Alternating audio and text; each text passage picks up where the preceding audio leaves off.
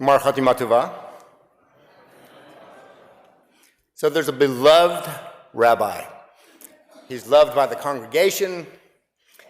He loves the congregation, and he wants to make sure that all of the members of his synagogue get written in the good book.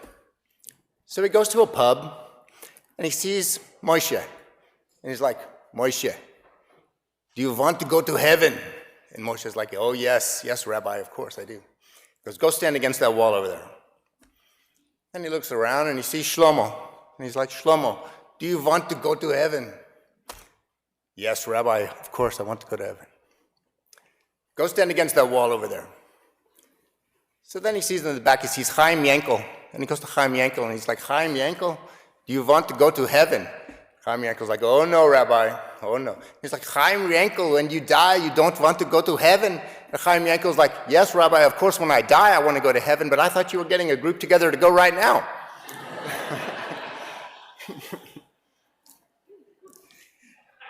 So a lot of people think that Yom Kippur is about guilt. Like God is up there with a big scoreboard going, nope, nope. But the rabbis remind us that Yom Kippur is actually the happiest day of the year. God is basically saying, you messed up? No problem. Wipe it clean, we'll start fresh. That's not guilt, that's compassion. On Yom Kippur is actually the day that God gave Moses the second set of tablets. Moses got the first set, he came down, he saw the golden calf, and he smashed them. And God was like, okay, Moses, calm down. Everything is okay. And that message is that if you make a mistake, if you fall short, it's not the end. Yom Kippur, God is basically saying, let's start for fresh. Let's hit the reset button. So no, Yom Kippur isn't about guilt. It's about joy. It's about walking out of here spiritually rebooted, forgiven, and ready for a brand new beginning. And for me, joy in my life is being part of Agudas Achim, a community whose warmth and strength have given me spirit throughout my whole life. So I want to share a quick story with you, one that you'll connect with because in many ways you're all part of it. It's the story about how my family came to this country and how we understand that a place like Agudas Achim is so important, now more than ever. So in 1964, UNESCO, the United Nations Economic, Educational, Scientific, and Cultural Organization, had a brilliant idea. They wanted to bring one teacher from every country around the world to the United States to promote literacy. So my dad threw his hat into the ring to represent Israel. It was a tough competition, thousands of people applied, but my dad, he was selected. And suddenly, he was on the front page of the newspaper in Israel and on a boat to America with his accordion as a carry-on. He basically played Israeli folk music all the way across the Atlantic, entertaining everybody on board.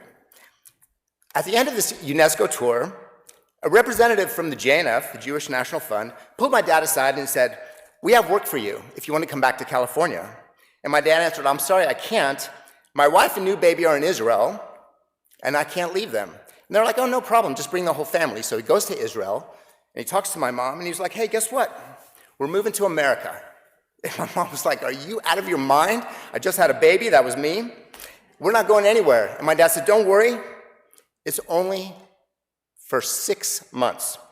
Well, 6 months turned into another job for 6 months and another job. And basically we were ping-ponging across America, California, New Jersey, Pennsylvania, and Indiana. And in Indiana, I was on the school playground. And 2 boys came up to me and they said, hey, what's your name? And very proudly I said, my name's Shweiki. And unexpectedly, one of them kicked me so hard between the legs, I could hardly breathe. And he said, that's a girl's name, and we don't like you. So a few weeks later, when my dad told me that he was interviewing for a position as the educational director at San Antonio, Texas, it sounded like the best thing in the world. Not only was I getting away from the schoolyard bullies, but Texas, are you kidding? Cowboys, horses, a fresh start, sounded great. So picture this, it's Indiana, my dad is digging his car out of 6 feet of snow. He lands in San Antonio, Texas, 70 degrees. He goes inside the airport, he puts a dime in the payphone, calls my mom, whether I get the job or not, we're moving to San Antonio, Texas. Well, fortunately, my dad did get the job at Agudas Achim, and He loved it. He poured his heart and soul into building the Hebrew school with my mom as a teacher, strengthening Jewish life in the community. For our family, Texas was warm in every way, not just the sunshine, but the people, the synagogue, the community. And after 9 years of moving from place to place, we never moved again. That's why for me, this synagogue is not just a building. It's home base. It's where my family found community and where I learned that Judaism isn't just about tradition, it's about belonging.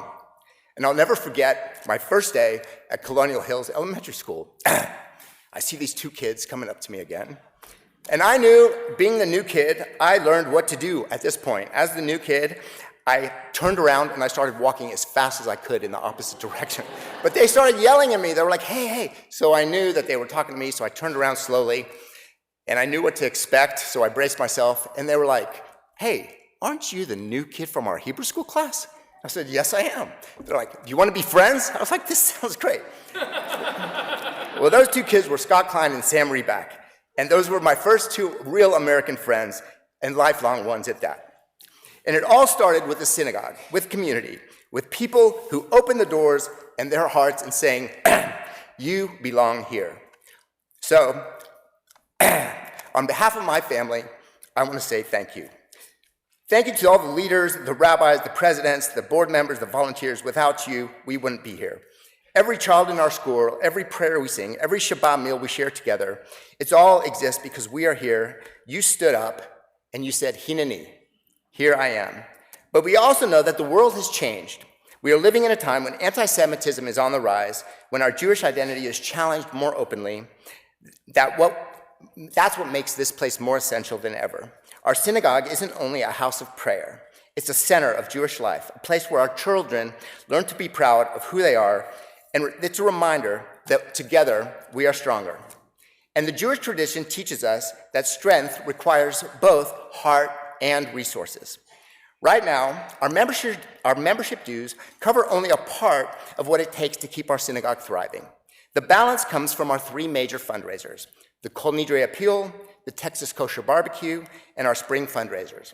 These fundraisers are critical to balancing our budget. So tonight, on the holiest night of the year, we turn to the Kol Nidre Appeal, our single biggest opportunity to affirm together that this place matters. Jewish life matters. We matter. And it's clear that something very special is happening here. We are truly blessed with remarkable rabbinic leadership. Rabbi Hudson continues to guide and inspire with his wisdom and his heart, and now with Rabbi David Kaplinsky, our new associate rabbi, already a shining star, we're even more energized and excited about our future. Our professional staff is truly outstanding. They are the quiet heroes who keep the synagogue running day in and day out, behind the scenes, always with dedication and with heart. Our board of directors, so hardworking and dedicated, they are the backbone of our synagogue, giving countless hours of their time, wisdom, and energy to guide us forward.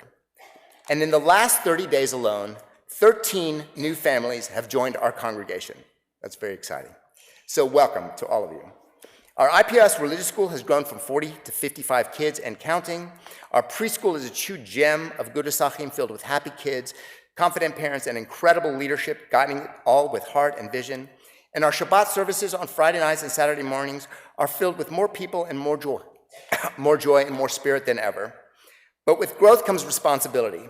To keep this momentum, we must continue to invest.